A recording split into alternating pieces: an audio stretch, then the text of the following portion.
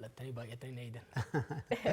Galatooma isanillee hordoftoota Facebook irratti gaafii keessan akkuma argine isanillee gaafii san ergitan isanii dubbisna. Kaan ammoo akkuma sagantaa keenya deemuun isanillee gaafii keessan ergachuu dandeettanii. Jawar yoo gaafii jalqabne ati nam siyaasaa beekamaa Itoophiyaa keessa addunyaa keessallee guddoo beekamu waggaa 3 dura eegimanidhaatii baatamu guddum callifte. Afuur baafachuuf moo maanta dhalate? Ndullo mare. Kuma yeroo adda addaatti jetti yeroo mana dhaabotti biisu rakkoo hamaa keessa turte. Mana hidhaas taa'ee waan yaadaa tureef yoo bahe maaliin godha kayyoo mari'achaa turre baqqalaa wajjinis. Anaaf yeroo san lolli Tigraay reefu xiqqoo hara galfata. Oromiyaa keessas lola hamaa ture. Namoonni akka keenyaa baanee dubbachuun ibidda belbelaa jiru irratti boba'aa dabaluu waan ta'eef callisuudhaan duuda duuban haala nageenya irratti qaamota walolaa jiran dhiibbaa gochuudhaan amansiisuudhaan akkasumas hawaasa addunyaa gama dippiloomaasiitiin tumsa godhanii biyyattii gara nagaatti deebisuudhaaf callisuudhaan duubaan yaalii godhuu wayya yaada jirurraa hin callise. Garuu dhiyeen kana deebistee haasa'uu jalqabde. Jalqabgaaf mana hidhaati baate wanti ati barreessitu illee jidduu dhaabbattee akka waan gartee nama araarsu akka miidiyaa haasaa turte amma immoo dhiyeen kana baatee mootummaa kallattiin qeeqaa jirta. Maaltu jijjiirama? Kun siin jee biyya sanitti ajandaan guddaan kan ta'uu qabu nagaa. Waggoota lama walakkaa dabaraniif afaaniin haa callisu barreessuuf dubbachuu haa dhiisu malee hirmaannaa cimaan godhaa ture. Oromiyaa keessattis naannolee biraa keessattis araarri akka dhufuuf qaamota mootummaas kallattiidhaan qunnamaa humnoota dippiloomaasii biyya sana irratti dhiibbaa qabaachuu danda'an kan gama lixaa jiranis kan gama bahaa jiranis bahaa jiddu galeessaa jiranis biyyoota adda addaa keessa deemuudhaan hogganoota biyyoota arguudhaan qaamota dippiloomaasii arguudhaan hunduu gama isaaniitiin dhiibbaa akka godhu tumsa barbaachisaa akka nu godhu irratti hojjechaa ture. Dhiyeenya egaa Pretooriyaa irratti humnoota Tigraay fi federaala booda araarri godhame booda hamma tokko abdiin ture. Amma garuu dhiyeenya kana wanni argaa jiru gama nagaatti deebi'uudhaaf fedhii akka hin jirre yeroo bitachuudhaaf malee rakkoo biyyattii marii araaraa dhugaatiin political settlement jennu saniin gara araara dhugaatti ce'uudhaaf fedhiin jiru guyyaarraa gara guyyaatti hir'achaa deemuu isaatiin arge.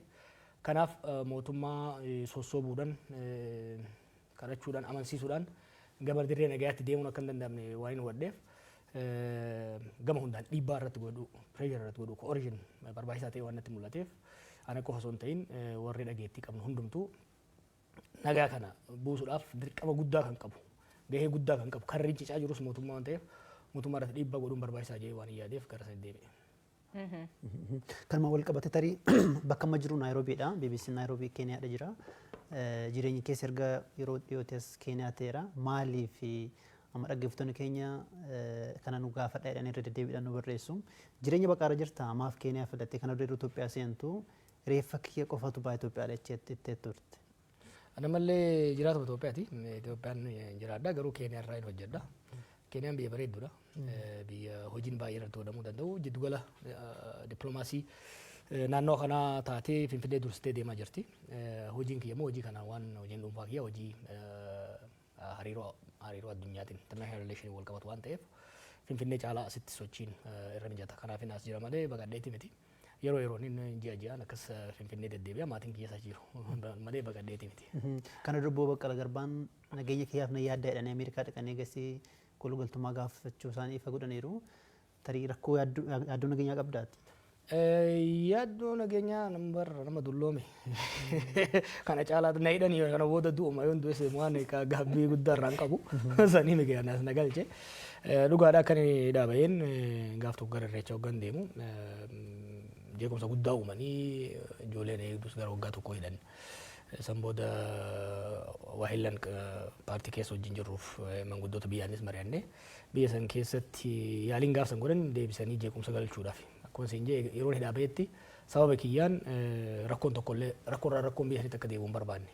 Kanaaf gama Naayiroobii socho'uun hojii kiyyaafillee akka irra wayyaa asin sosocho'ee namoota arguu hin danda'a. Finfinneetti sosocho'ee nama arguun baay'ee ulfaataa ture. Kanaaf hojii kiyyaaf akkasumas immoo sababa kiyyaan rakkoon biraa kan uumamne jechuun biyya kana filadhe jechuudha. Gam siyaasaa yoo deebinee wanni ati reef wanni dubbachuu jalqabee fi dhiibbaa siyaasaa uumuu fi rakkoon Oromiyaa keessa jirtu mootummaan fakkeessuu malee marii araara kana fedhii isaa buusuu akka hin qabne dubbatte. Fakkeenyaaf Oromiyaa keessatti rakkoon guddoon jirtu mootummaa fi waraana bilisummaa Oromoo jidduutti. Dhiyeen kan kati barreessitee kafee hin qabne mootummaa malee waraana bilisummaa Oromootiin iti jette. Qabii kun lamaan akka waliin dhageenya karaa hin buune maaltu danqa? Garaagarummaa qaban turanii marsaalee lamaan Tanzaaniyaatti godhamee hordofan ture. Qaaman akka namni jedhu achiin turre garuu haala mijeessuu keessatti keessan ture. Wal shakkii fi wal hubannaa dhabuun gamalachuun jira. Dhiheenya kana garuu marsaa sadaffaa akka godhamuuf yaaliin dippiloomaatota bal'aan godhamaa ture. Yaalii san kan dide waraana bilisummaa Oromooti miti. Kun mootummaadha. Sobuun hin barbaachisu jechuudha. Dhugaadha sossobnee maal goonee araarsuudhaaf hin yaalama. Yeroo ammaa garuu hin barbaachisu waraanaan cabsina gariin harka kennee nutti galaa jira kan ni cabsina jedhee kan marii araaraa hin barbaadu jedhee mootummaa Itoophiyaati. Kun waan dhoofamuu qabu miti jechuudha. Maaliif irra qaqqabaa yoo deemnu taate fafakkeessan akkasii sun inumaa humna itti horaa dhokachaa akka deeman godhaa jira. Kana isaa jiru san qofa osoo hin ta'in naannoo Amaaraatti illee humnoonni naannoo Amaaraa araaraaf qophii qabnaa jedhan. Ani yaadattan barreesseen ture humnoonni naannoo Amaaraa araaraaf qophii ta'uu qabu jennee dhiibbaa yeroo goonutti dippiloomaatonni dhaqanii yeroo gaafatan toleedha isaan. Kan duuba deebi'ee chirichaaruudhaan tokko tokko wajjin tokko tokkoon keessaa bitachuu barbaadu ka araara dhugaadhaatiif gattaa'uun barbaade mootummaadha. Mootummaan amma jiru waan barbaadu maal seete? Lola kan Oromiyaattis, Amaaraattis, Tigraayittis ka uumamuu dura garaagarummaa siyaasattu gara qawweetti nama geesse. Qawween uummata keessaa baatee nageenya akka uumamuu ka barbaadamu taate sababni ijoon sababni bu'uura lolatti nu geesse suni furamuu qaba. Mootummaan kana furuun barbaadu. Mootummaan maal barbaada? Cinaadha fangoo kennee, cinaadha mallaqa kennee, kaan sossobee, kaan dirqisiisee harka kennisiisuu barbaada malee gadi taa'ee marii araaraa gochuun barbaadu. Kun immoo gaaf tokko Jawar galfachuu danda'a, gaaf tokko ammayyuu galfachuu danda'a, gaaf kan aslii galfachuu danda'a. Garuu lola biyyattiif sababa kan ta'e rakkoo siyaasaa furuudhaaf mootummaan ammatti fedhiin qabu jechuudha. Garuu uummanni galuu jira, waraanni garuu jira akka gabaas garaagaraa irratti arginutti godinoota garaagaraa irraa waraanni bilisummaa Oromoo galuu jira jedhanii gabaasanii kunin jijjiirama fiduu danda'a nageenya Oromiyaa keessatti fakkeenyaaf naga buusuu danda'a. Waan tokko ifa ta'uu qaba. Oromiyaa keessatti Itoophiyaa keessatti namni tokko qawwee qabatee bosona keessatti akka hin barbaadu. Osoo hunduu galeen barbaada. Har'a warri mootummaa nagaa jettee jettu tuni gaafa dubbii waraana bilisummaa Oromoo kaasuun biyya alaan ture. Abiy Ahmad aangoo qabatee ji'a tokko hin turre. Gaafa marroon waraana qabatee Eertiraarraa naannoo Wallaggaa galu ijoollee 30 qofa isa bira jira. Gaafa Abiy aangoo qabatu jechuudha. Gaafa sanirraa kaanee yeroo waannu maal jechaa turan? Torban lamatti daaraa goonaa jedhan. Yeroo 20 torban lamatti daaraa goonaa jedhanitti duula godhan. Akka waan ibiddaatitti bal'ataa Oromiyaa wal ga'ee jechuudha. Maaliif amma wanni amma galchaa jiran kun bu'aa buusuu hin danda'u maaf hin jedhe. Ani godheera bara. 2019 ammayyuu hin beekan interviina godhaa ture yeroo sanitti. 2019 waraana marroo jala jure keessa walakkaa ol galchine. Gaafsanis daba mootummaatiin akkasumas shakkii warri adda bilisummaa Oromoo qabuun waraanni hammi tokko hafe waraanni sun dacha amma bal'atee Oromiyaa seenee jechuudha. Waraana cinaan irraa muranii galchuun kuni yeroodhaaf olola torban tokkootti faayidaa qabaachuu danda'a malee yoo har'a namni 500 gale rakkoon siyaasaa dhiibbaan siyaasaa dargaggeessa kana bosona galche sun yoo furamin har'a 500 yoo gale borummoo 50 bosona galaa jira jechuudha. Nam 100 maqaa waraana bilisummaa Oromootiin Oromiyaa keessa jira bara 100,000 dargaggeessa kana kan dhiibee galche siyaasa marrooti miti. Waan marroon ideoloojii addaa qabaateef miti. Ajjecha hidhaa dhiibbaa bulchiinsi Oromiyaatiif federaala mootummaa Itoophiyaa irraan gahutu dargaggeessa kana bosona galche. Dargaggeessi kuni bosona akka galu kabiraammoo deebi'ee akka hin seenne yoo barbaadamu taate rakkoo siyaasaa jalqabuma lola seensisan furuun dirqama ta'a. Akkuma jettee duraanatilee yaalti barkum 2019 gaafa sammuu bu'an buufne warri deebi'ee bosonaa deebi'e kan hin hidhamanii kan hin ajjeefamanii gabaas jedhutu jira. Kama kanaaf ka gaafas maaltu ati godha warra galuu jiruu fi ka gaafas gale. I think Einstein na fakkaate. Waan wal fakkaatu irra deebi'anii tolchanii bu'aa addaa eeguun maraatuudha jedhan. Barsan yaalii goone hin taane. Ammallee wal dhibbee ijoollee jidduu jiruun sababa adda addaatiin ijoolleen galaa jirti. Gaariidha kun. Ani kun barreessetti ijoolleen amma galan kun dura wal lolaniiti. Murnooti adda ba'anii Oromiyaa keessatti lola godhanii nama keenyas rakkisuurra ofiifillee dhiiga ol dhiisuurra galuun isaanii waan gaarii jeetiin amana. Garuu rakkoo Oromiyaa keessa lola Oromiyaa keessaa kanaaf furmaata ta'uu hin danda'u. Rakkoo kana kan uume wal dhibdee adda bilisummaa Oromootii fi OPDO yookiin immoo OPP jedhan jidduutti uumame tokko. Lammaffaa murtii Abiy Ahmad abbaa irree ta'uudhaaf jecha dirree siyaasaa biyyattii dhiphisetu kanatti nu fidee jechuudha. Kanaaf dirree siyaasaa bal'isuu marii araaraa wal amantaa humnoota siyaasaa jidduutti. Abaa OPDO jidduu qofa miti. Murnoota Amaaraa wajjinis, murnoota Tigraay wajjinis rakkoolee siyaasaa mariidhaan political bargain godhanii yoo kan furiin taate kaarra bosona jiru yoo gale borummoo kala dachaadhaan galaa jechuudha. Remember abaa kana hogganaa ture Daawud Ibsaatii fi Abdii Raggaasaati. Daawud Ibsaa siyaasaa hoggana. Abdii Raggaasaa ajajaa waraanaa ture. Isaan Finfinnee galan. Warri shakkite ijoolleen hammi tokko bosona galte jechuudha. Har'a osoo marroonuu galee Oromiyaa keessatti nageenyi bu'uu hin danda'u hamma wal dhibdeen siyaasaa bosona nama galchituun adda furmaatan argatanitti.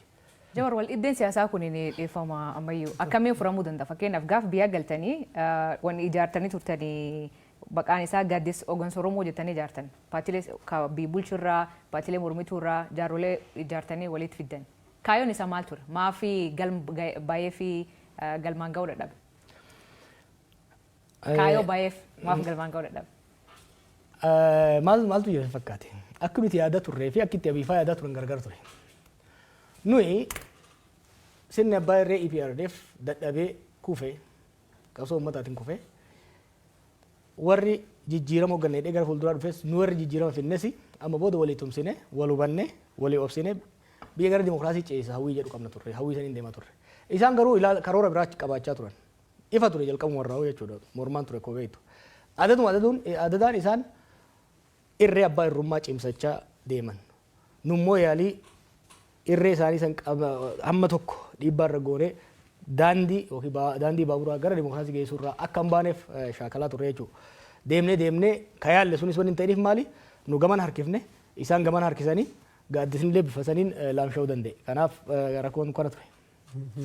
Asirratti xiyyeeffatamaa waa dabaluudhaa fi warri mootummaa maal jedhu akkuma nuti dhufnee aangoo qabanneeni mormiin mataan isaa ta'u gargaarsa biraatiin isaa ta'u paartiilee mormituu waggoota dheeraa falmaa waan turree fi amma carraan keenya aangoo nuti dabarsituu qabdu jedhanii aangoo irratti hodhanneedha. Kanatti paartiilee mormituu irra deddeebiidhaan qeequ. Maal deebiin kee? Aangoo nuti bee wayyaan irraa fuudhee harka isaan kaa'e. Osoo barbaanne aangoo maal argatu? Dhugaa yoo dubbannu taate jiru Daawud jira Leencoo jira yoo barbaade Abiy waggaa 10 bulchu. Garuu tokko gaafiin uummataa akka deebi'u. Lammaffaa sirna demokraatawaa sabaaf sablammoota biyya sanii haqa isaanii bifa walqixxummaadhaan kabachiisuu danda'u. Fiduu qaba. Yaaliin hanga ammaatti murnoota adda addaatiin aangoo irra qabataniin sirna abbaa irree tursiisuudhaaf yaalame biyyattii laaffisa. Hariiroo hawaasa biyyattii sanii addaan fageessa. Jeeqaa waan deemeef bara amma aangoon Oromoo harka seenee jedhamu kanatti a better model, a better vision biyya saniif qabaachuu qabna yaada jedhuun jechuudha. Warra gaafsa isaan gargaaree dhiisi warri isaan irraa shakkii qabaachaa ture. Daawud Faanis ta'e warri biraatis aangoo isaanii hin barbaanne soba kun. Yeroo sanitti aangoo mootummaa kanaa osoo barbaadame hin argatan jechuudha. The principal natu murteesse hunda isaanii caala. It was me. OPDO'n keessaa humni jijjiiramaa aangoo qabachuu qabaa jennee kitaaba keessatti ni agartan. Warra TPLF wajjin negotiate goone ugee bitu sam. Hin turre bara isaan hin sobu warri garaagarummaa qabna hogganoota Oromoo bifa adda addaa wajjin jiran. Kanarratti garuu namni yeroo sanitti aangoo nuu kennaa jedheen hin jiru. Bakki wal dhibdeen dhufe maali? Kallattii gara fuulduraa irratti isaan sirna abbaa irree ijaaruu barbaadan humnoonni biraa garuu lakki sirni abbaa irree hanga ammaa murnoota TPLFnis murnoota Dargiinis murnoota Haayile Sillaaseenis yaalame biyyatti ni miidha malee hin fayyadne. Kanaaf gara dimokiraasii ceenaadha. Garaagarummaan guddaan kanarraa dhufe. Amma haala majiruun tarii paartiileen mormituu siyaasaa turan ibsa baasu malee sochiidhuma irrayyuu hin jiranii jedhanii qeequ. Ati akka hoogganaa paartii mormituutti maadha deebiin kee tarii isumaan wal qabsiistee immoo ministeerri muummee Abiy gara aangootti yeroo dhufanii maltii paartii dimokiraasiin akka babal'atu akka utubamu deddeebiidhaan dubbataa turanii sun booda keessa akka ta'an jirre argaati jirra. Garuu akka paartii mormituutti eessa jirtu sun sochiin keessan maalirra jira? Paartii mormituu akkan sochoo EPRDF duraa akkan sochoo ni danqa ture. Kuni garuu mootummaa duriyootaati. Sochii mootummaa shiftootaati durriyoota qofa miti. Fakkeenyaaf kaafaawwan wajjira qabu ture naqabteerra. Hoogganaa achi ibsan fuudhanii achi buutee isaa dhabamsiisan. Warri abaa'oo guutummattuu wajjira isaanii hin qaban. Kanaaf sirna akkasiisan keessatti sochii paartiitiin godhe jechuun lubbuu namaatiin taphachuudha. Kanaaf kaafaawwan gaafa kaafaawwan ta'e yoo fudhatte caasaa cimaa qaba lafa jalaan ifatti waajjira banee akka sochoosuu ga'ee taate lubbuu ilma namaati irratti murteessuudha. Kun warra battee ajjeesedha. I mean, how can somebody kill battee? Nama sirna battee ajjeesee irra biratti ammayyuudhaan dhaqiitii ambootti waajjira baniiti kaafaa bakka bu'u jechuun guyyaa adii du'a sirratti muree ilmaan kee immoo yataama gochuudha. Kanaaf kan sochiin paartii hin jirre malee paartiileen jajjaboon jiru. Ammallee jiru caasaas qabu. Caasaa san garuu lafa jala hojjenna malee ifatti baafnee yoo hojjennu taate ilma namaa fichisiisuudha. Kan gama dimokiraasii malti paartii jettee Abiy Ahmed dhiiga isaa keessa wanni dimokiraasii jedhu hin jiru. This was very clear to me gaafa inni Ameerikaa dhufee waliin haasofne. Maal haasoftan yeroo starii? Yeroo telefoon negotiate godhaa turan yeroo sanitti. Maqaan isaa waggaa dhufu nama amansiisuudhaaf gara Ameerikaa dhufee ture. Bilbilaan waggaa haasofnu I think on the second phone call sirna mootii ijaaruu malee sirna dimokiraasii ijaaruudhaaf hawwis karooras fedhiis akka hin qabne naa ifa ture jechuudha. Yoo yaadattan wanni mormaa ture kanarraa ergan biyya dhaqee immoo itti dhiyaadhee baay'ee yaale. Namni Abiy sirna dimokiraasiidhaaf fedhii qaba jedhu yoo jiraate nama sa'aatii akkasii wajjin haasa'in qofa jechuudha. Kan ammoo jahan dabre kanatti qabatamaa waan agarreedha. Akkuma jecha Jawar kitaaba keessatti walgahii kan keetiif kaabii bal'inaan ibsita gaafa inni Ameerikaa dhufe wantoota keessa ibsitu namni achiin akka hoogganaa Prime Minister biyyattii ta'uu isan feetan akka warra gaafa sochii sun geggeessetti Lammaa Magarsaa yaaddanii Abiyyiin ammoo gaafas akka Chief of Staff ta'utti jetteen atin sunitti rakkoo sanii ta'e sunitti relationshipiin keessa akka hin hojjenne yookiin haaloo si ba'uuf fakkeenya hidhamti fa'aa jettee yaadda? Garaagarummaan keenya fundamentaalii Oromiyaa fi Itoophiyaa ani uumuu barbaadu akka uumamtu barbaaduu fi Abiy uumuu barbaadu garagara. Ani Itoophiyaa fi Oromiyaa uummattoonni isii keessa jiran haqi isaanii eegamee wal marii negotiation hoogganoota isaanii gidduutti godhamuun sirni dimokiraatawaa sabdaneessaa itti ijaaramu uumuuf hin qabsaa'e ijoollummaa kiyyarraa kaasee. Abiy immoo abjuu haadha isaatirraa kaasee mootii Itoophiyaa ta'uu mootii qorkee sirna abbaa irree ka gubbarraa inni gattaa'ee hamma qabaleetitti namni isa faarsaa isaan dhaatataa jiraatu ijaaruu barbaada. That was very clear to me from day zero. Yeroo sana namoota hundatti ibsaan ture. Including maatiin kiyyaa'u boleetiin tiyyata akka amma egaa namni hedduu mirgaa inni gara aangootti dhufusanii qeequu itti dhufnaa aboon irraa callisii nu amma Oromoon aangoo nu qabatee jira. Mee kanumallee rahaa ittiin goona ittiin gammanna dhiisiidhaan jechaa ture. It was very clear. Garaagarummaan keenya kanarraa ka'eeti kan dhufu. Hidhamuunis ta'e wal diddaan hunduu kan dhufu fundamentally wal view society nuti uumuu barbaannu garaagarummaa waan qabuuf. Tarii amma gaaffii duratti kaasee irratti waa'ee ministeera muummee waa dubbatteetta. Erga biyyatti galtee booda immoo mootummaa kana kursii jalatti eeguu qabna bilisoomne irras jechaas turte. Tarii sama duratti jettee hojii waliin faallessu. Maaltu ta'etti fakkaate? Kophaan ta'e yeroo mormu san uummanni mormitoonni manguddoonni dhufanii waajjiratti nuu ta'eera wayyaanummaan adeemtu malee Oromoo haa ta'u malee abbaan fedhe hangoo qabatu na cinqan. Ofii shakkee beektaa? Inni naaftee ofii fangoo barbaadde ofii akkun dhiiroo yoo sirba mammaasa Oromoo tokko jira beektaa? Umarii sirba na fakkaate 11 ta'anii wajjin manaa bayanii 10 garana godhee tokko gana godhee eenyuun maraateen isaan beekamu. Ofii shakkee I said maybe I'm wrong. Maybe waan hin agarree gurbaa kanarratti uummanni argaa jira. So let me give it. Jiru warri amma kana waliin haasofnee murteessine. Let me give it a try. Akkasii okay. Yoo adattan gaafa inni hangoo qabate boleesii hangoo qabattee mi'aayee wanta dabarte amma dandeenyu walaa gargaaru. I decided okay gufuu ta'uu hin danda'u.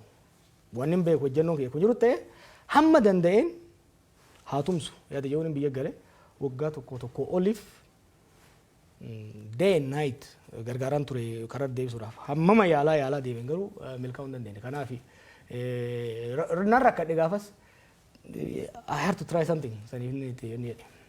Asirratti dabarsuu kun dura akka nama siyaasa tokkotti Itoophiyaa bulchuuf yaada qabdaa? Yoo jara kanarra hafte dhugaan siin jaa. Maal jechuu? Analoojii makiinaan jiru tokko jira beektaa? Akka jarri kun amma itti deemuun yoo rabbi nu gargaare malee biyyi tuni biyya turtuu biyya hiddisii gaffagaattuu taate beektaa uummanni biyya sanii garaan si nyaata. Uummata miskiina beektaa uummata fayyaalessu wallaahi uummata nagayaati beektaa.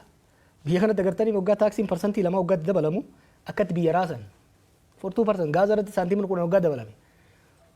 Uummanni isaanii yeroo ammaa kana taaksii parsantii 300 hanga 1,000tti dabalanii milishaan miila bitaatiin isa dhiitaa uummanni kuni biyyi irratti hin diigamanii hamtuun kana caalaa natti hin dhufin yaada jiru irraa ka'eeti nagayaan bula jechuudha. Uummanni sun garaa nama nyaata. Kanaaf hamma danda'een yoo tokko hamma danda'een biyyi tuni sirna kanarraa akka haftu. We need to have a country. We need to save our country. Missioning generation kana is to save Ethiopia from Abiy Ahmed.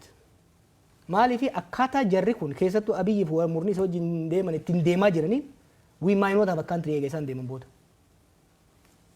Laali warri TPLF fi warri Malasillee hamtu turan. I fought them. I know them very closely. Nan beeka jarsanis. Jarri suni hin kijibanii yoo kijiban garuu kijiba si amansiisuuf kijiban malee hin amanan. Jarri kuni kijiba si kijiban san ifiifillee amanan. Jala madura biyyan ture. Argeen ture qondaalota gurguddoo. What's very scary wanni nama sodaachisu waa biyya sanii amma fagoo kana seettanii sun gaazexeessota waan biyya sanii waan agamu hubattan baay'ee jira. Waa'ee diinagdee waggaatti kaafte akka waan dammaaf aanan mana hunda keessa yaa'aa jiru. Qananiin biyya hunda ol ga'ee maal rakkoon diinagdee ati haasaa jirtu. Ilmi namaa garuu Finfinnee magaalaa jidduutti waan nyaatu hin qabu. Gaafan dhaqee jaarsaa jaartiin tokko arge. Jaarsi doktora waggaa 15 hojjeteera. Jaartiin narsiidha waggaa 10 hojjetteerti. Remember the highest earning professionals. Ijoollee fi waan ittiin barsiisan ufiifummoo waan ittiin even ijoolleedhaaf nyaata gahaa ittiin keessa rakkataa jira jechuudha. Rakkoo akkasiisan keessatti akka waan qananiin jirutti deemaa jiran jechuudha. Naannoon Amaaraa practically harka mootummaan jiru. Oromiyaan practically harka mootummaan jiru. Haala kana keessatti qondaalonni mootummaa waggaa agartu akka waan tokko rakkoon biyya san hin jirretti haasa'u jechuudha. This willful ignorance is extremely scary. Ai dhagaan qondaalota mootummaa biyyoota adda wajjin nan hojjedhan arga. Observing godha abbootii irreeti hamma dimokiraasii social dimokiraatota Iskaandeeviyaa jiranitti. Garuu murna akka jara kana ka ofoon laale saamicha qofa malee ifiif saamuun alatti biiti harkatti dhumte. Biiti harkatti dhumte Finfinneetti galte. The state has shrunk. State capacity mootummaa tokko sirna mootummaa tokko kan meejor godhamu lafa biyya san keessa jirtu keessa hammam takka to'ata. Humna mootummaa alatti humni biraa hidhatee socho'u jiraachuu hanqisuudha. With all the measurement the state is shrinking. Finfinneef naannoo isii qofarratti ta'uun ifa irra dhaabanii calaqqisiisaa oolan tana alatti harka isaaniitti baateerti biitti. Garuu harka kennaa bahaa jirti jedhanii muddamanii waa sirreessuudhaaf osoo deemanii beektaa yeroo kanitaafi akka waan tokkoon uumamnetti akka biyyi sun qananii keessa jirtutti hamma bahaa dhihatti biyyatti nagaa qabdutti itti haasayan jechuudha.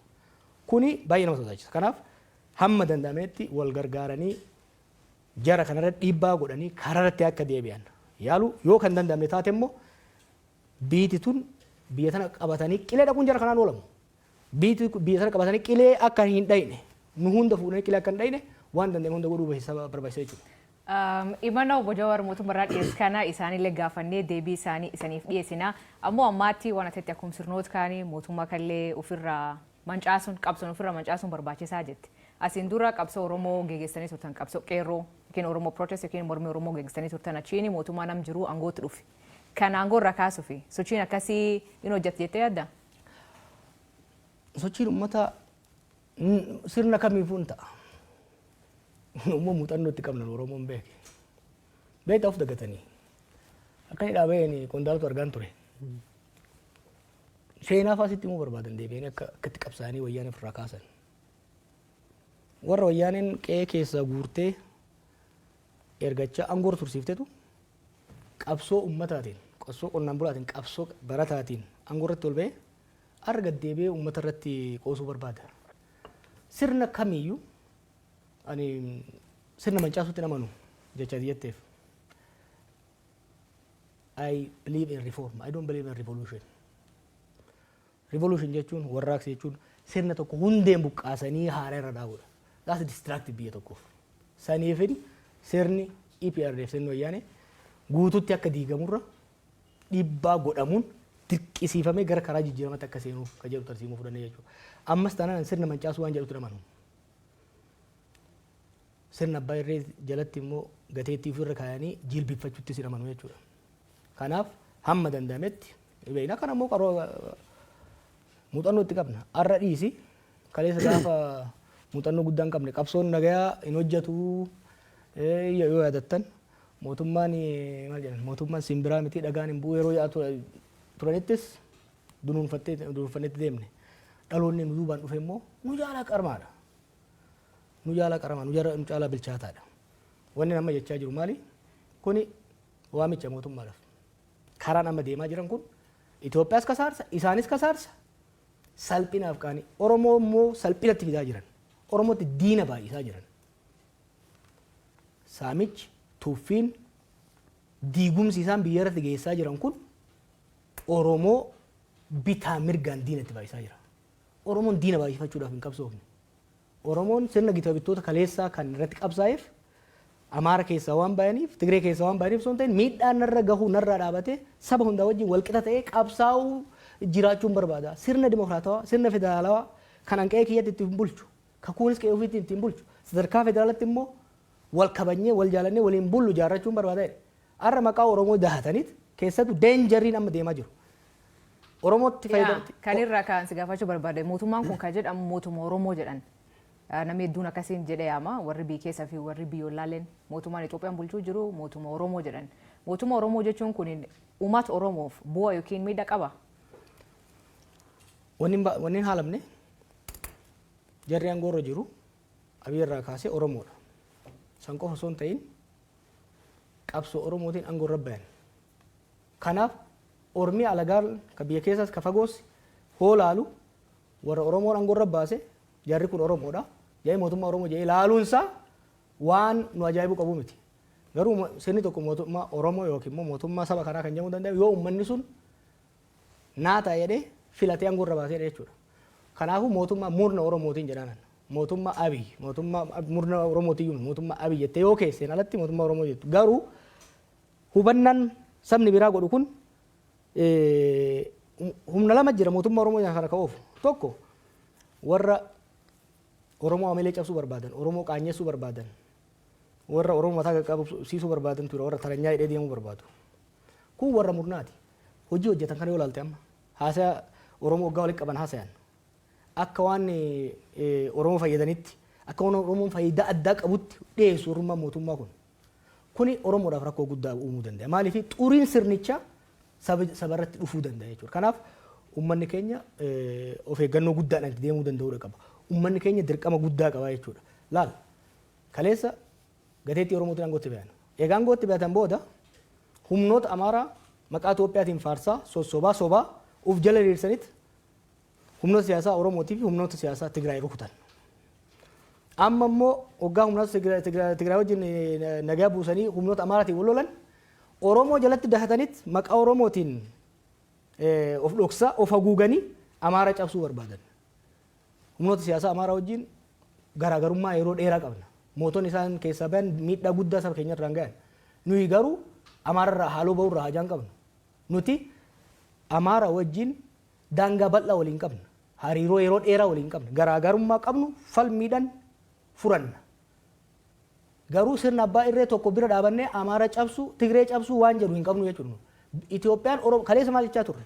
Itoophiyaan Oromoodhaaf hin taane namuuf hin taatu jechaa turre gaafa qabsoofne. Har'a immoo Itoophiyaan Amaaraan taate hin taane Oromoodhaaf hin taatu. Itoophiyaan Tigreedhaaf hin taane Oromoodhaaf hin taatu. Itoophiyaan Oromoodhaaf taatu ka isaafis nagaa kennitu, ka haqa isaa eeydu, ka Amaaraafis haqa isaa eeydu, Amaaraafis nagaa eeysiftu. Takkan Tigreefis taatu, kan Somaaleefis taatutu barbaanna nuti.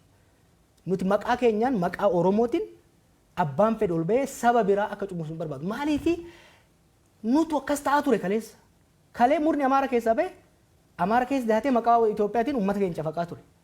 Waggoota 27 murni Tigraay keessaa bahe maqaa Tigraayin saba keenya cafaqaa ture. Har'a immoo madaan nurra gahe madaa saba biraatti irra gahuun hin hayyamnu jechuudha. Kan dura dhaabachuu qabnu maaliif kana yoo callifne rakkoo uummata Tigraay irra gahe hubachuun barbaachisaadha. Boru gaafa sirni kun kufu waliin akka hin kufne. Garee Alawaayitii jedhamu jira Siiriyaa keessa. Waggaa 50 wayiif maatiin Alasad isaanii of marsee maqaa isaaniitiin uummata saba bal'aa biyyattii cunqursaa ture. Har'a yeroo isaan kufan uummanni sun rakkina hamaaf saaxilame jechuudha. Kanaaf Oromoon sirni kun gaafa kufu maqaa isaa nyaatee akka hin kufne of eeggannoo guddaa godhuu qaba jechuudha. Amma filannoo biyyaalessaa waggaa dhufu taasifama jedhamee eegama. Ni hirmaatta akka paartiitti jechuu kiyya. Achiin waa gahu. Inuma geenyee dheeyaa gahu filannoo kana dura irratti paartiin ati keessa miseensa turte boykoot godhee kun hin hirmaanne. Tarii filannoo ta'an irratti amma ilaalcha siyaasaa baay'ee dhiyeessaa jirta. Erga mana hidhaatii baatee booda immoo tasgabbooftee gidduu dhaabattee dubbataa turte. Egaa dhiyootti immoo mootummaa baay'ee qeeqaa jirta. Akka kana dura yeroo aktiviizummaa yookiin immoo ala teessee mootummaa qeeqaa turte sana fakkaata ilaalchi kee gaafa ilaalee jedhu. Tarii filannoo dhufu irratti hirmaachuun kee hagam mirkana yaada akkasii qabda. Kun siin jee achiin nu haa gahu maaliif siin jee si fakkaate. Haala qabataa amma Itoophiyaa keessa jiruun filannoo godhuu hin danda'amu. Dachiin biyyattii parsantii 70 ol harka to'annaa mootummaa jala hin jiru jechuudha. Filannoo gaggeessuu hin danda'u. Xaa'oo bar mootummaan fidee riphee loltoota uummata araabsaa. Torban dabre kan naannoo Amaaraa keessa konkolaataan takka socho'an turre. You cannot have an election where the state does not have a control over the physical space. Waan kana bar waan amma sitti mukana I was telling them goota lamaan dabre kana haa callisu malee miidiyaarraa qondaalota kan waraanaas kan siviilis you are losing it biyyittii isin harkatti shunquyxee harka ganaa keessanitti. Abiy Ahmed Shimallisi Adaanechii fi namichi Amaaraa suni they are co-mayors of Addis Ababa. Addis Ababa qofa waliin bulchan Finfinnee qofa waliin bulchaa jiran beeki. The rest of the country is not in their control. Haala akkasii keessatti waa'ee filannoo dubbachuun rakkisaadha. Maaliif filannoon tokko legitimacy qabaachuu kan danda'u yoo xiqqaate constituency bakka namni irraa filamu 2/3 keessatti filannoon gaggeeffamuu danda'a. Danda'uu qaba jechuudha. Haala ammaatiin parsantii 30 keessattuu filannoo gaggeessuu hin danda'amu. Oromiyaa fi Amaaraa keessatti particularly increasingly South keessattis jechuudha.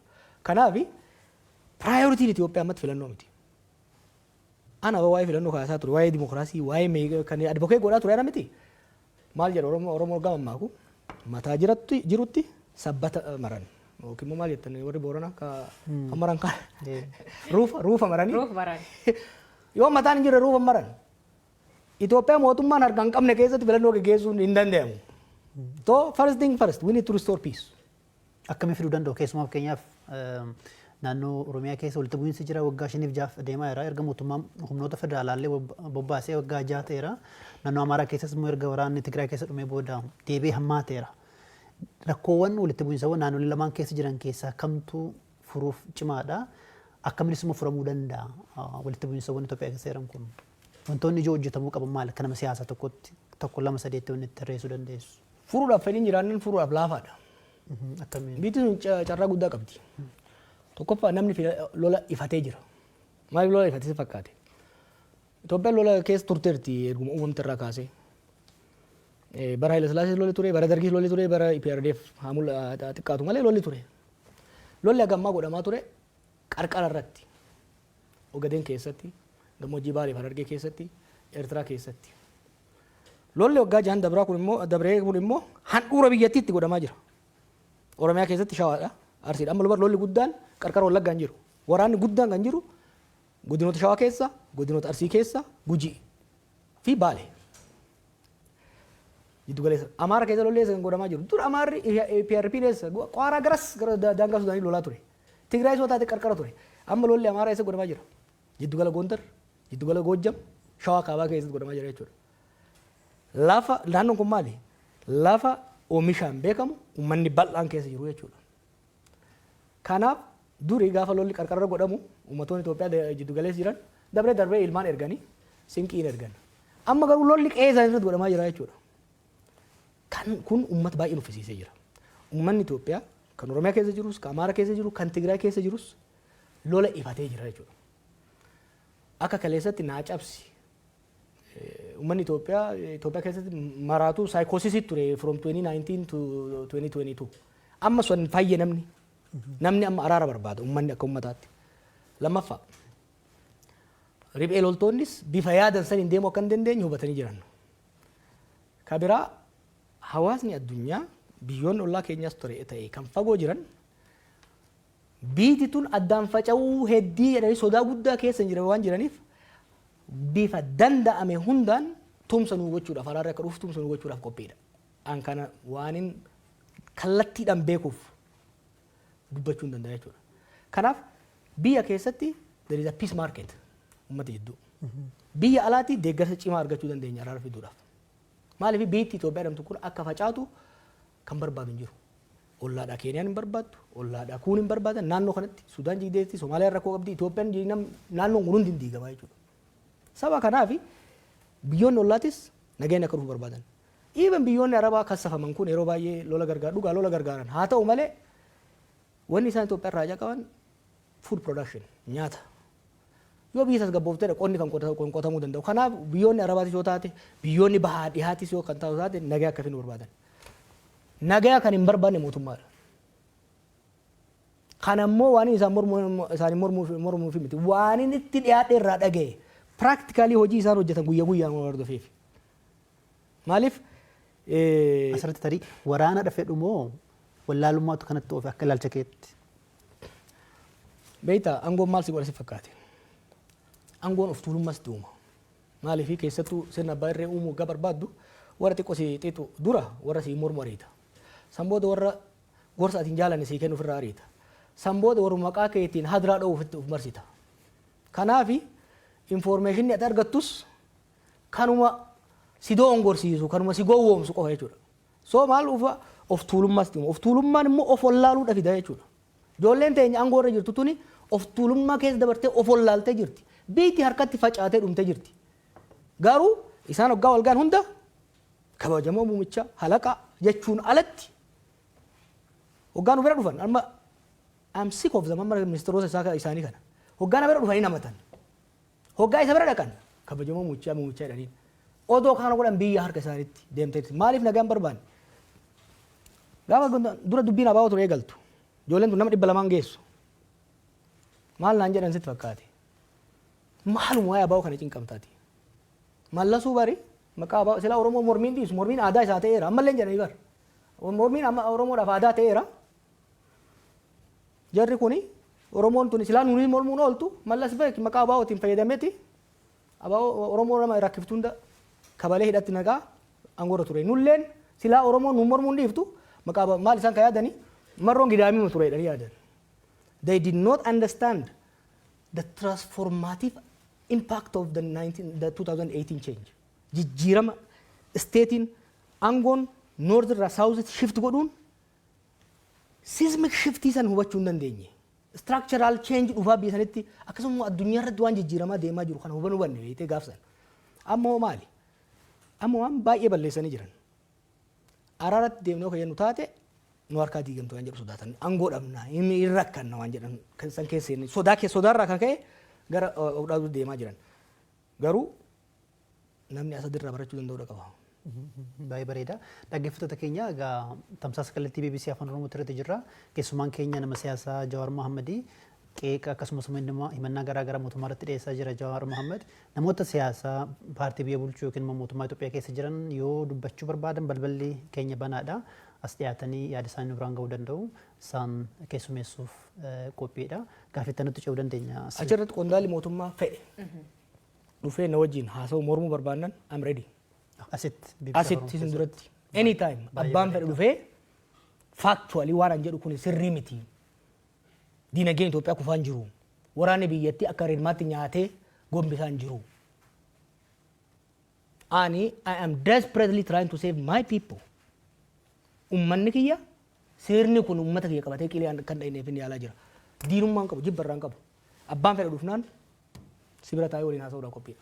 Baay'ee bareeda. Kaanini isanii guddum calliftan warri hayyooti siyaasaa warri baratee warri paartii mormitoota namni hedduun itti quufna fakkaata akka biyyattiin itti bulfamaa jirtu garuu abdiin uummanni qabu amma marii biyyaalessa kan in harkifatte guddoo turte amma immoo itti fuuftee jirti.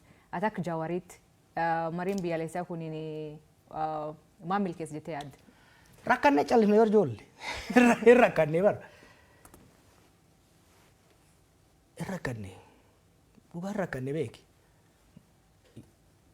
yoo kufan maqaa kennan kufan yoo itti dhiibne suuta kufaa jiran kan namni Oromoo waa beeku kan sirna kasan keessa jiru namni xiqqoo qalbii qabu ka haalli kun isa yaaddeessine ka hirriba isa kun hin jiru ka gammadee carrase hin jiru I can speak for most of my people kuni kan hubachuu barbaachisaadha waa'ee marii biyyoolessaa yaani marii biyyoolessaa kuni waan gaafa biyyatti dhufne yaadattanii gaafa road map barbaachise ce'umsaaf gaafa jennu abii gadi ba'ee Jawar mirqaanee Facebook irra barreessaa isin immoo isa jala hojjanii jedhe no mirqaaneetii miti I studied it I studied transition I spent my entire life jiruu kiyyaan irratti qorachaa ture gaafsan road map hin barbaachisu anis hin ceesisa jedheet biyya qileetti galche warri waan marii biyyoolessaa kana 2018 akka dhufu barbaanne 2018 with evidence dokumentii inni itti kennine hin didan gaafa eega biitti daddabarte booda 2022 gadi hin baan okay in turte garuu ammallee taatu bishaan kan jiga jalan boo'anii kanuma fee ol qabanii okay itti adeemnu sirnaan hojjedha mariin biyyoolessaa warra mariisisu gaafa filatan irraa kaasee warri mari'atu hedu wal hubannoodhaan jaarsaa jaartii nu bare yoo wal lolan jaarsa lakkaayatan san irratti walii galanii malee abbammaan fedhe dhufee ka gara tokko jiru qofa dhufee araarsuu hin danda'u. Kanaa ta'u lammaffaa mariin kuni mariin biyyoolessaa yeroo lama ta'a. Tokko lolli akka hin dhufne hanqisuudhaaf. Lama eega lolli dhufe booda araara buusuudhaaf.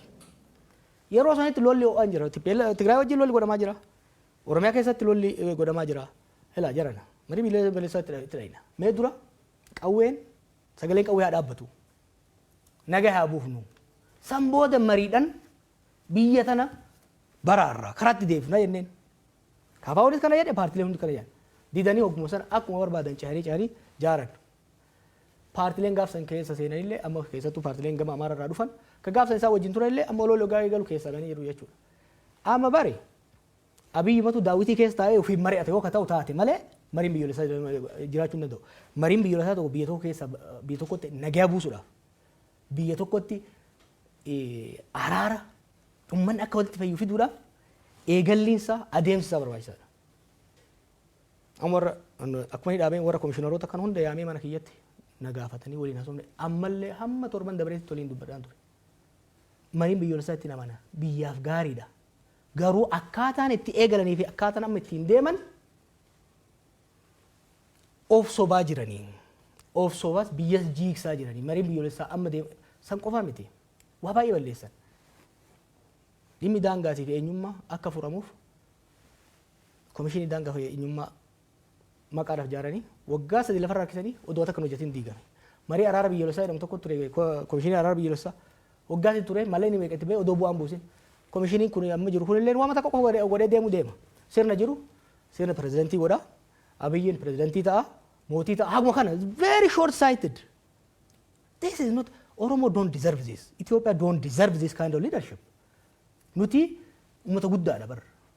Ummata gadaatu fi hin jenna bar. Biyya keenya sabaa sablammii biyya keenya jiruuf waan gaarii dabarsuu qabna malee soba ummata dabarsine saalfiif salphina ummata keenya dabarsuu qabnu jechuudha. Nama uumat beta yoo isan uumat keessaniif obaatanii Itoophiyaa guutuuf bahuu dandeettan. Garuu amma fakkeenyaaf kitaaba kan keessatti waan ati uummanni tokko rooroo fi cuqursa jala bahuu fi waliin qabsaa'uu barbaachisaa jetti. Garuu amma uummata Oromoo keessatti wal qoodinsi guddaa jira. Uummata keessatti paartiilee siyaasaa keessatti hoggansa keessatti wal qoodinsi akka malee mul'ata. Isan akka uummataatti akka warra Oromoon of duraan laaltutti. Oromoon isantu jijjiir fidaa itti isan laalti mitire isanuu waliin dhageettan walii galuu dadhabdan wal shakkii jira. Akka malee hoggansa Oromoo jidduutti kun maaf uumama? Uummanni Oromoo uummata qoqqoodamaa miti. Gaafa biyya alaa bahu waan akkanaatti ture. Just hoggan abaaboo jidduutti garaagarummaan waan tureef Oromoon tu waliin galtu waliin taatu noo. Naannoo kanatti uummanni akka Oromoo bilchina siyaasaa qabu. Hubannaa siyaasaa qabu hin jiru. Hin callisa malee. Osoo Oromoon kun tokkummaa qabaachuu baate ka'ee warra taankii baankii harkaa qabu paartii sirna cimaa Afrikaa keessatti tokkoffaa jedhame ka waggaa 50 bubbeen fedhan sochoosu jedhu waggaa 4 keessa firfirsee jilbiifachiisu ture. Warri Oromoon tokkummaan qabu jedhu warri Oromoon beeyne jechuudha. I know my people. Uummanni Oromoo tokkummaa qaba. Namoonni siyaasaa hoo? Har'a garuu uummanni Oromoo dirqama ofii qofa osoo hin ta'in dirqama sirna kana jijjiiree sirreessee karatti deebisee Itoophiyaaf saboota ishillee baraaruudhaan qaba jechuudha.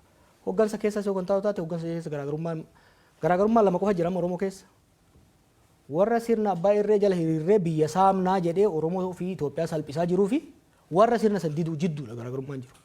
Bulchiinsa ministeera muummee Abiy bulchiinsa abbaa irree jettee ibsite amma akkasii ilaalchi akkasii. Abbaa irree laamshoftu anokrasii. Anokrasii jechuun sirni abbaa irree tokko cimaa yoo ta'e autokrasii kan jennuuni dikteetarri jira gubbarra hamma gadiititti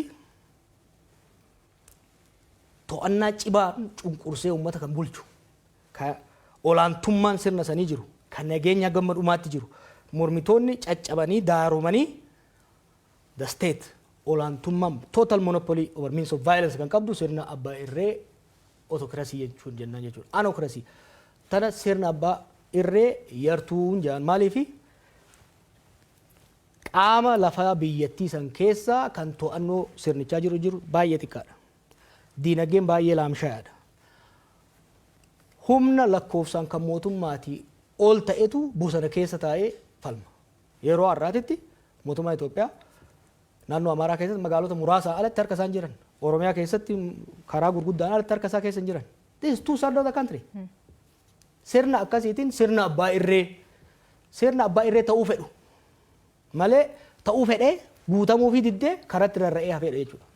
Duratti ripheeltoonnis akka isaan yaadan hin taanee fi jettee dubbattee turte ammatti immoo lakkoofsi hidhattoota bosona jiranii kan mootummaa yoo hin caaleette tarii mootummaa yaaddessuu danda'u akka mootummaan ibsutti ministeera muummee Abiy torbanuma lama dura otuma waggaa 1000 yoo nu lolanii immoo hin dandeenye dubbatanii turanii akka ilaalcha keetti lolanii mootummaa to'achuu hin danda'ama Itoophiyaa keessatti. Mormitoonni akka isaan yaadan kana hin jedhu uummanni hin deeggaru ripheeltoota.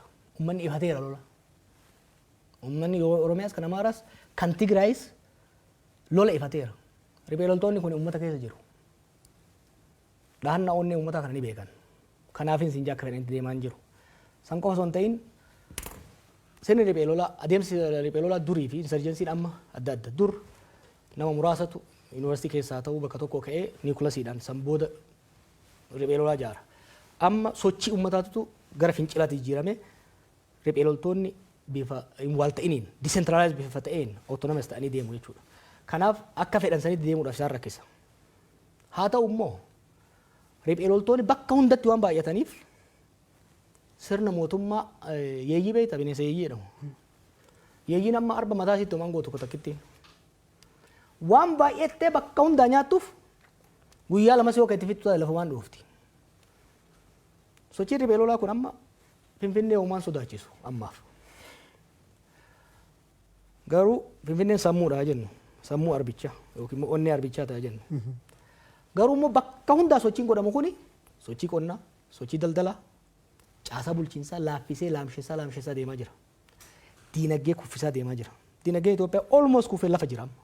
Faalaan mootummaan ittuu diinagdeen Itoophiyaa biyyootuma baha Afrikaa kanuma Keeniyaa akka caale GDPdhaanis yoo ilaalle gara doolaara biliyoona 200 akka caale kan ibsaa jiru deddeebiidhaan badhaadhinni akka jiru ibsaa jira mootummaan tarii dubbiin keemmoo faallaa kanaatti. Ana sinamanii abiyyi sinamanii warra keessanii bilbili gaafadhu. Ask your family. Warra keessaniin jireenyi isinii hooyyofte moo kan baadiyyaa jirus kan magaalaa jirus. Diinagdeen Itoophiyaa akka isaan jedhee ta'uu guddataa jiraate. Barsiisan, haakim, qonnaan bulaan, daldalaan jireenyi isaa kan bara waggaa 6 duraarra fooyya'aa deemuu danda'ami. Namanuu baanaan gaafadhu maatii kee. Don't go too far. Hiriyoota wajjin baratti gaafadhu. Haala waliigalaa dinagdee biyyattiiti moo jireenya lammiilee biyyattiiti amma kan amma dubbataa jiru? Yoo bultii qabaatte hin beeku mindaan kee yoo dabale qabsiin jaartiin tee bitattuu wayyaa. Manni barnootaa ijoolleen teenyaan ijoolleen teenyaattuu hin fooyyaa. Kopheen isaan diratan hin fooyyaa. Akkasii miti. Mindaan kee galii biyyoolessaati. Galii biyyoolessaati. Maal ta'aa jirti fakkaate?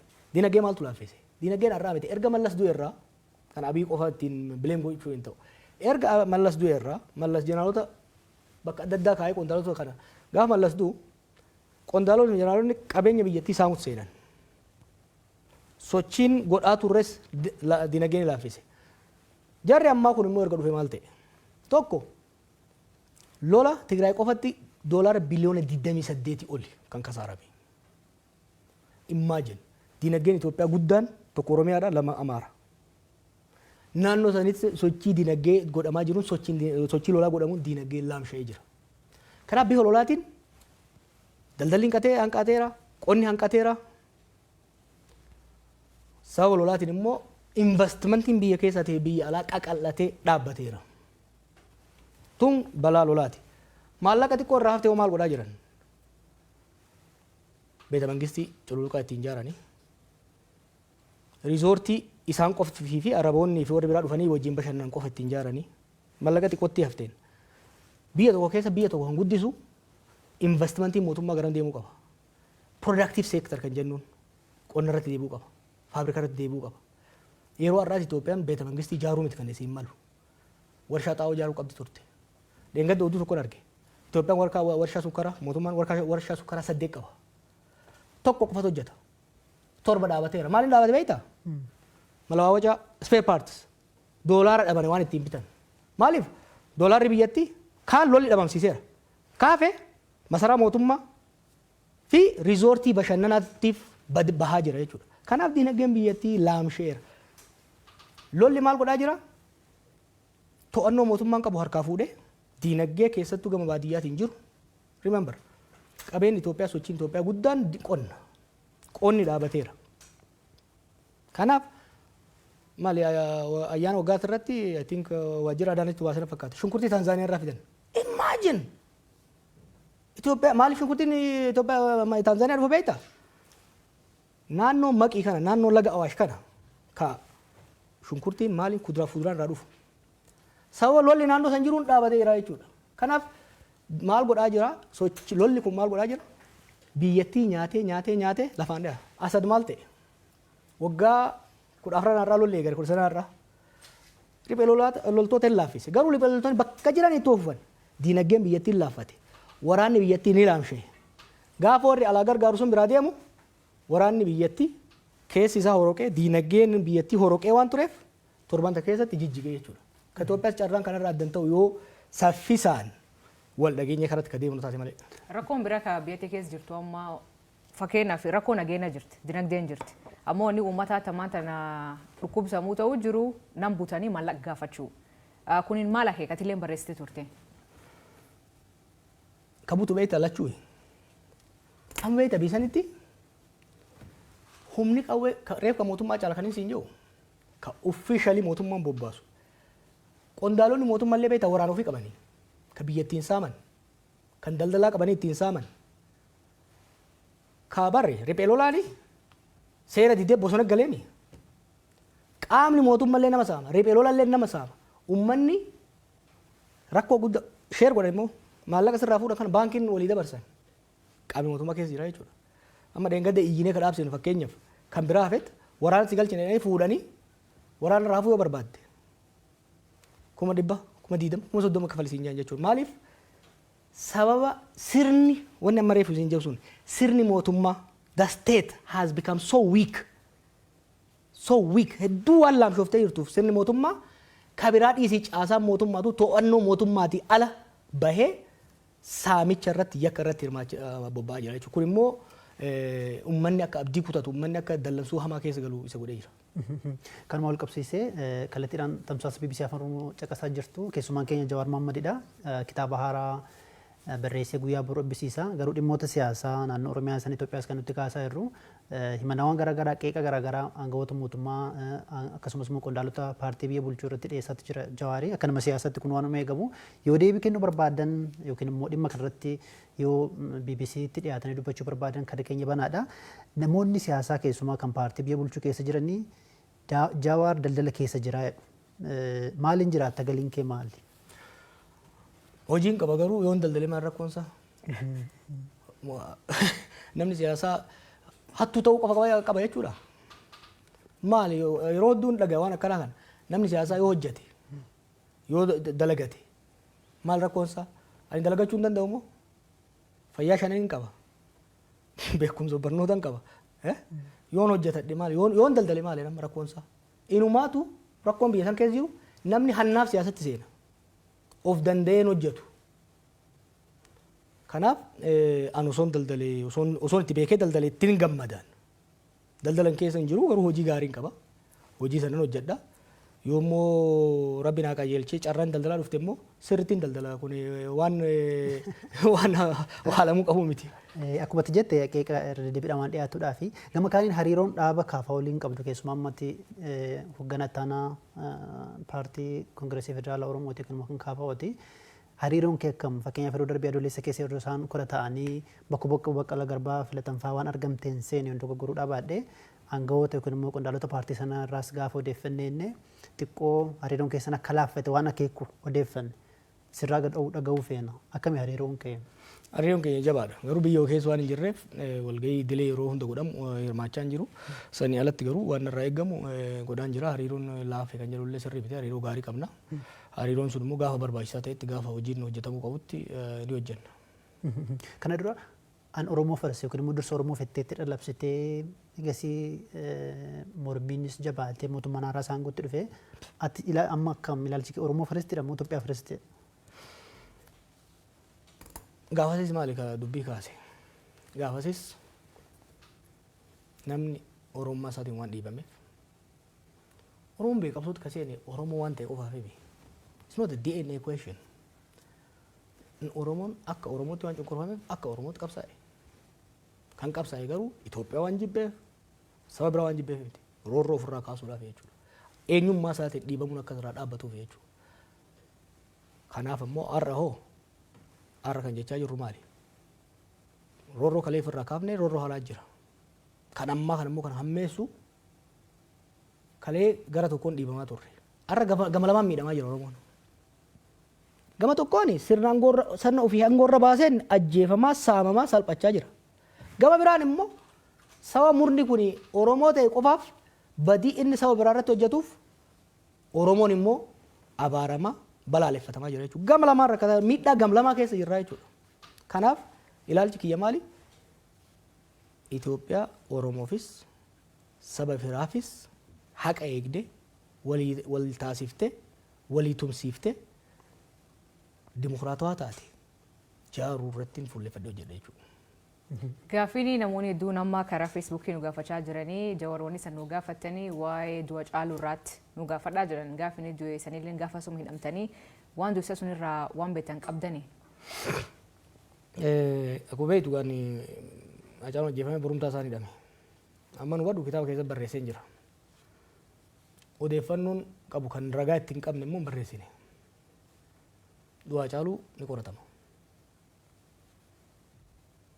Har'as ta'uu baatu boru ni qoratama. Dhugaan immoo ni baha. Har'atti odeeffannoon ragaa qabatamaan hin jirre baasuun ragaa san dhoysuutti waan nama geessuuf waa baay'ee keessa yeroo adda addaa nan gaafatamaa seenuun barbaadu. Gaafa tokko garuu qaamni walabaa ta'e dhaabbatee waan ta'e tokko tokkoon akka deemu. Wanni ani beeku garuu erga gurbaan ajjeefame irraa kaasee qaamni mootummaa dhugaan akka hin baaneef dhodhoysaa hedduu godha akka ture ifa. Sammuu kitaaba keessa kaa'ee jira. Kaanini sorry ammayyuu ka bal'inaan gaafatamuu jiru waa'ee laptop kan kee kaa'atu obbo Lammaa Magarsaa kenniti.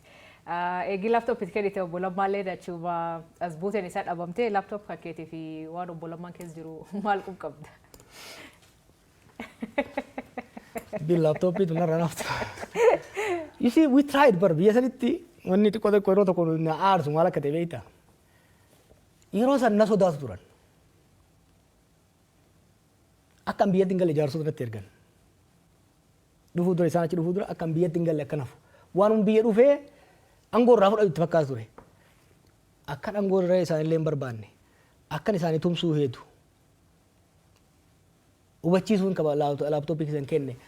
I was disarming qabsoo qeerroo fillee symbolically kan hin barbaade qabsoofni as geenye amma jara aangoo irra dhufe kana jeequrra tasgabbii isaan dhabsiisurra mee yeroo kenninee fi hamma dandeenyetti kabnee qaqqabne qaawwa isaanii cuccufne haa deemnu symbolically sodaa naasuu yeroo san abiifaa keessa jiran keessa baasuufin bifa sanii itti kenne. Haala lammaa odoo gaafattanii wayya fayyaa akka qabu nagaa akka qabu Awurooppaa akka jiru nan beeka dabaree wal quba qabna. Lammaan nama galaa taate Oromoodhaaf. Hin gaabbu kitaaba keessaa kan hin jiru tokko lammaa deeggaruu hojjetu hin gaabbu'an. He is a decent human being. Akka Oromoon barbaade dhumarra godhuu baatus sirna kana wajjin taa'ee Oromoo ajjeesuun sabaaf sablammiidhaan walitti naquun Oromoo qaaneessuu diduudhaan keessa bahuu isaatiif I am proud of supporting him. Wanni hin gaabbu namni baay'ee maaliif hin gaabbu jedhan. Wanni hin gaabbine keessaa tokko gurbaasan. He is a good human being and he is a good Oromo, a good Ethiopian. Gaafa nama akkasitti deeggaru san ani akka namni jedhu lammaan beekuun ture. Dhugaa hariiroo hin qabnu turre. Yeroo takka lama waasofnedha. But I feel I'm a good judge of character. He's a decent human being. And har'as taanaan namoonni baay'een of course maal calliseedhanii miti.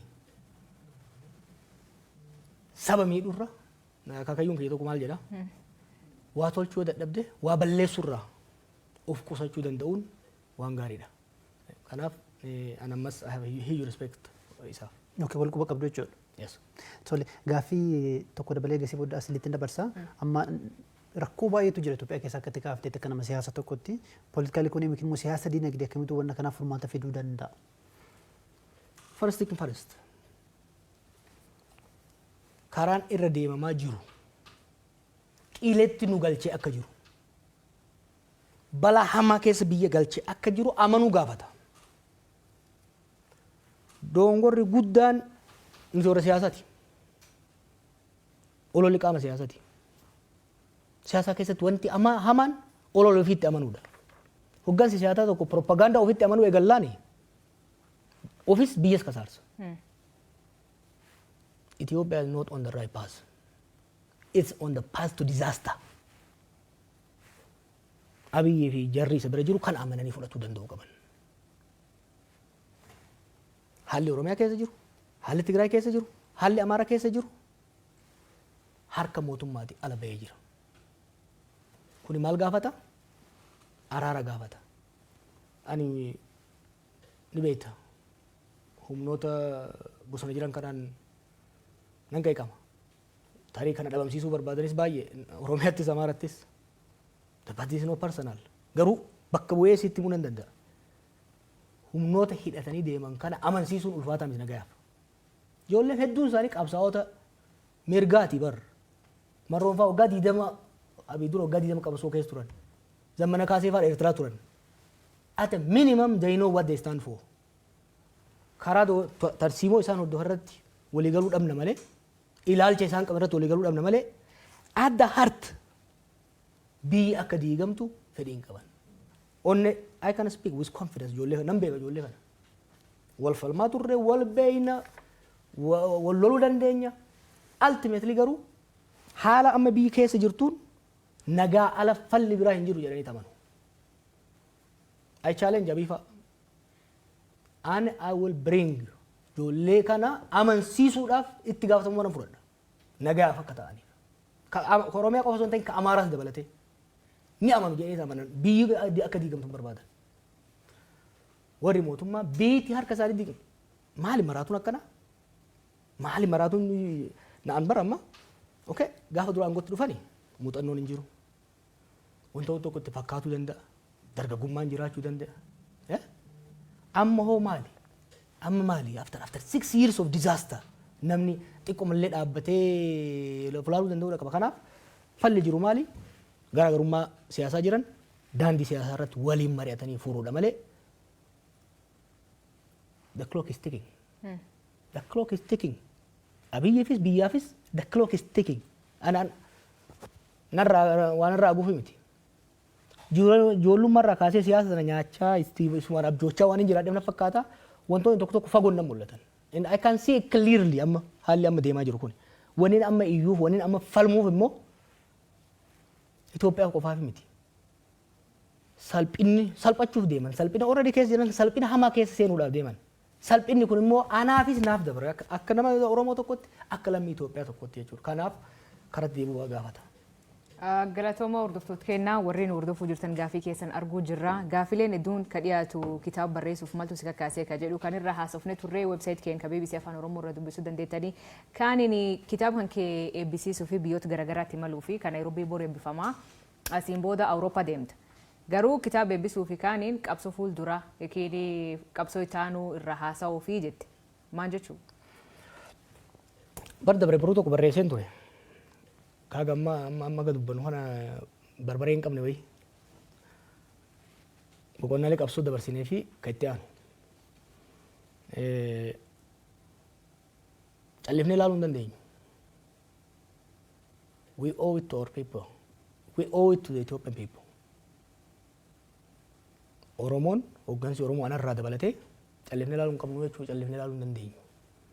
Dur irraa kaasee ergan biyya alaa dhaqee irraa kaasee aadaa tokkoon qaba. Yeroo yaadni tokko dhufu taa'uun oolu uummata wajjin marii banaa godha. Yaada kiyyaan dhiyeessaa gaafiin hin dhufaa chaalenjiin hin dhufaa yaada san keessaa gabbifnee hojiitti seenaa jechuudha. Clearly haalli amma Oromiyaan fi Itoophiyaan itti deemtu haalli jarri kun maqaa keenyan biyya ittiin deeman it is not sustainable, it is not beneficial, it is disaster. Qabxii kana uummata wajji mari'achuun barbaada. Uummata wajji haasa'uun barbaada. Uummanni yaada kiyya challenge akka godhaniin barbaada. Anis challenge gochuun barbaada jechuudha. Kanaaf kitaabni akkuma carraa kana waliin dhufe malee amma marii sana irratti gaazexeessitoota akka keessanii bakka adda addaa jiran wajjinis haa ta'u uummata bal'aa biyyoota alaa keessa jiru wajjin mari'achuun barbaada jechuudha. Waan hin gaabbineef hedduu barreessite kitaaba kan keessatti ka uummati beekulleen hedduutu jira kaati hin gaabbineef. Ammoo xiqqoollee hin gaabbitu wanni ati irraa gaabbitu tokkollee hin jiru. Maaliin gabba Oromoo ta'ee dhalachuu kiyyatti immoo ummata kana qaanii keessa baasuu kiyyatti ni qaabbamoo bar gaafaan qabsoo seenu murbaa kanaan eeggadda ijoolleen jedheen kan manni areeda qabu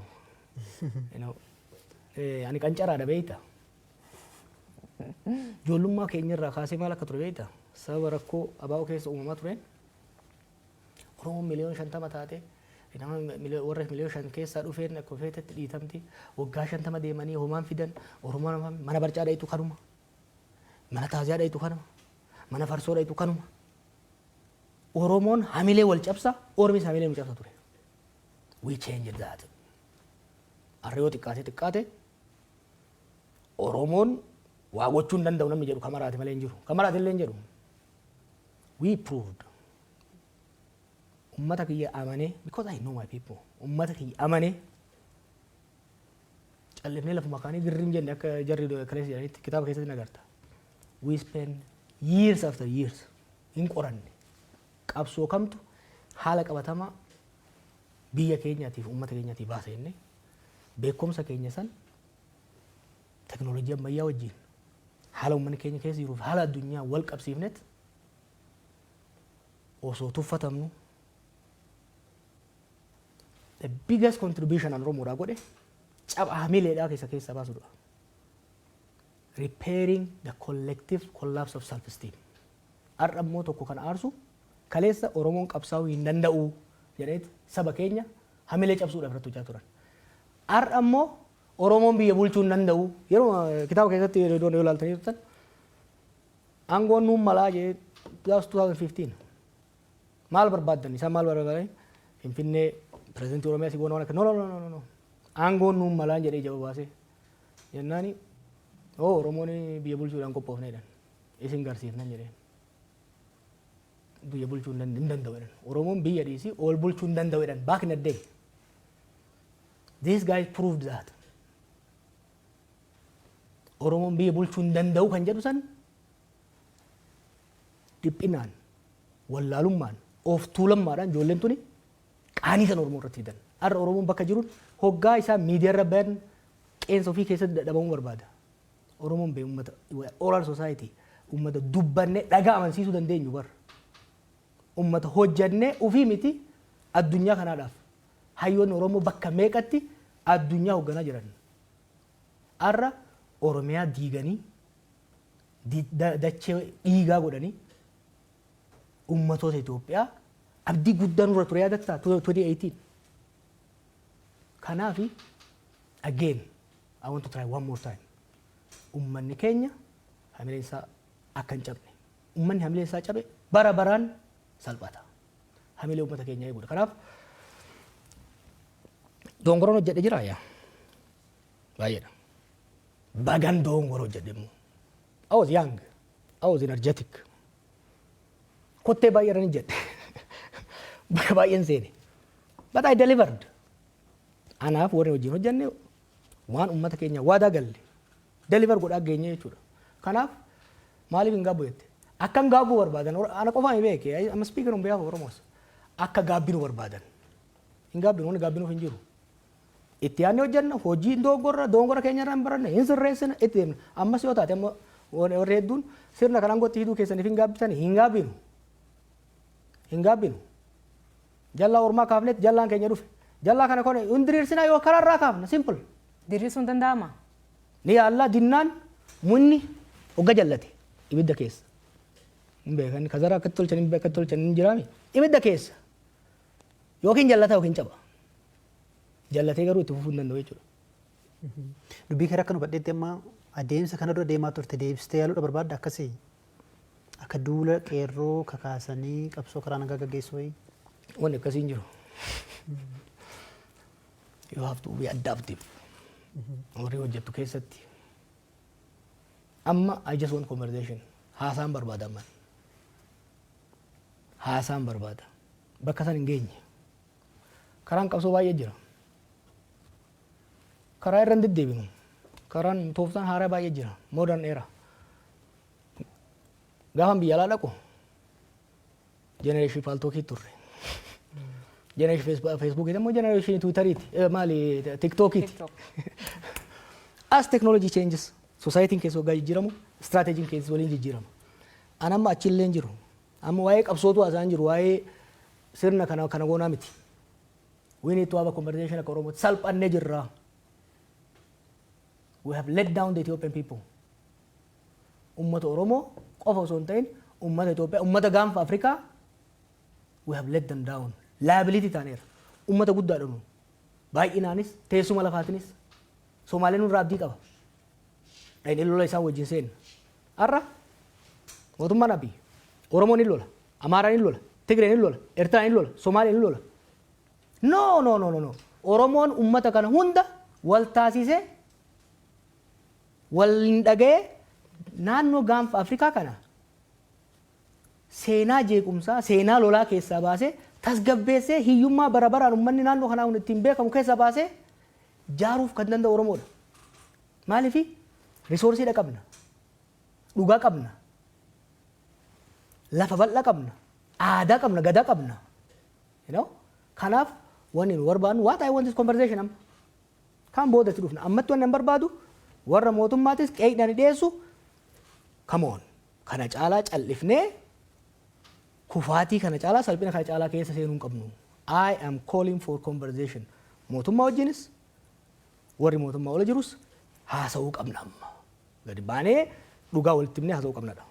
Ayyee tamsaasa kallattii BBC Afaan Oromoo gama Facebookiidhaan hordofaa jirtu dhaggeeffattoota keenya keessumaan keenya Jawar Mohammed kitaaba haaraa hin gaabbu jedhee guyyaa boruu eebbisiisa guyyaa kamisaa jechuudha Keeniyaa Naayiroobii keessatti isa booda immoo gara biyyoota Awuroopaas ni imala dhimmoota hedduu kaafne dhimma siyaasaa Itoophiyaa keessaa qeeqawwan jajjabaa himannaawwan jajjabaa mootummaa akkasumas immoo paartii biyya bulchuu irratti dhiyeesseera isarratti jarri mootummaa deebii kennuu yoo qophii ta'an balballi keenya banaadha gara xumuraa tarii dhimma gaanfa Afrikaa kana kaasteetta amma Itoophiyaan keessumaa bulchiinsi ministeera muummee Abiy Ahmed waa'ee ulaa galaanaa Somaalilaan wajjin waliigalee waggaa tokko muddama hamaatu ture inumaa lolattii seenuu danda'u Somaaliyaa fi Itoophiyaan jedhamee sodaatamaa ture dhiyoo kana immoo Turkiitti ijaarsummaa Turkiin waliigaltee irra gahameera gaanfa Afrikaatti dhagahamtummaan kun dhiibbaan Itoophiyaa laafaa jira akkas dubbata kanama siyaasaatti karaa ittiin ulaa galaanaa argatanoo maal ta'uu qaba? Hariiroon gahee Itoophiyaan gaanfa Afrikaa qabdu laafaa osoo hin ta'in hin jiru du'eera.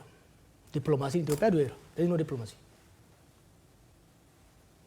Ethiopian anchor state turte. Ethiopia used to be an exporter of security. Zamana Mallasis, Sandro Sote, Kesatu Zamana Mallas, it is Zamana Haile Arra garuu Ethiopia is seen as an exporter of insecurity, source of instability tilalamte. Sirni amma jiru kun biyyoota ollaa kana hunda wajjin sadarkaa walaa caalu malee wal lola keessa jira. Laaffachuun biyya tokko anchor state exporter of security ka godhu dura keessa isaatti tasgabbii qabaate. Ollaa wajjin immoo wal hubannaa irraa ka jaa'u taate anchor state jedhamee ilaalama. Amma garuu keessatti wal nyaata, keessatti biyya diigaa lola keessa jira, ollaadhaan immoo lolaa jira. Waa'ee ulaa galaanaa, Itoophiyaan ulaa galaanaa ni barbaachisaa? Yes. Itoophiyaan ulaa galaanaa kan daldalaa qofa osoo hin ta'in neevii illee qabaachuu qabna. Maaliif? Qabaachuun keenya garuu Itoophiyaa qofaaf miti. Itoophiyaan dinagdee guddaas kan qabdu, waraana guddaas kan qabdu, uummata guddaas kan qabdu naannoo kanatti Itoophiyaadha. Naannoo kanatti humnoonni bakka fagoorraa dhufan ulaa galaanaa Reedsii fi Indian Ocean kanarratti sochii guddaa godhaa jiran. Biyyoonni naannoo kanaa dantaa bishaan irraa qaban eegsifachuudhaaf humna kophaa isaaniitiin deemuu danda'an. Tumsa Itoophiyaa isaan barbaachisa. Itoophiyaan kana wanni humnaan godhuudhaaf deemtuuf hin jiru. Dantaan keenyaaf dantaan Somaaliyaa, dantaan keenyaaf dantaan Eertiriyaa kan wal falleessu miti. Eertiraan akka biyya tokkotti biyya walabaa siyaasa walabaa taatu malee diinagdeen isii Itoophiyaa irraa walaba ta'uu hin danda'u. Economically dependentiidhaan wajjin. Garuu humnaanis irraa fuudha. Sindaan macaqaa fayyatteen yaraan fedhellee taatu hamma fedhetti onnetu dhiitata. Dippiloomaasiidha gaafata. Uummanni Somaalee keessattuu waggoota 6 dabretti an bakka hundatti even yeroo wal mormaa turre Abiy wajjin bakka hundatti Abiy wanta gondifeen godhan ture. Imaammata Somaalee irratti gaggeessuun. Yeroo dheeraadhaaf mootummoonni dhufaa dabran dhimma Somaalee keessa seenanii jeequudhaan Somaaliyaas laaffisanii Itoophiyaafis madda rakkoo ta'aa turan. Abiy waggoota 5 aangoorra ture kana gochuu dhabuun isaa galateeffatamuu qaba ture. Bara dabre all of a sudden waan rakkoo guddaa nuufi Somaaliyaa jidduu osoo hin ta'in sadarkaa addaatti godhamu keessa seenan. Qophii malee, tarsiimoo malee, tumsa odoo hin jaarratiin itti deemame. Bifa adda addaatiin balaaleffannaa dippiloomaasii bahaa dhihaa. Chaayinaa fi Ameerikaan dura wal ta'e. Diplomatic isolation keessa nu seensisee jechuudha. Dhiibbaan sun amma Abiy harka kennatee akka mallatteessu godhe.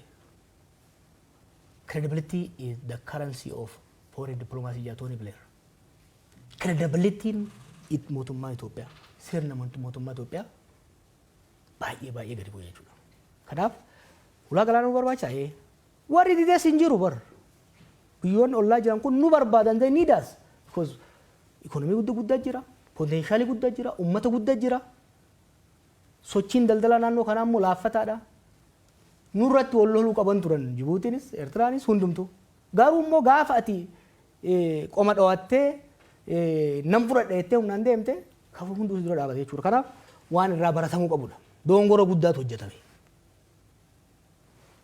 Rakkoon waggaa 6 kan agarre tokko maali?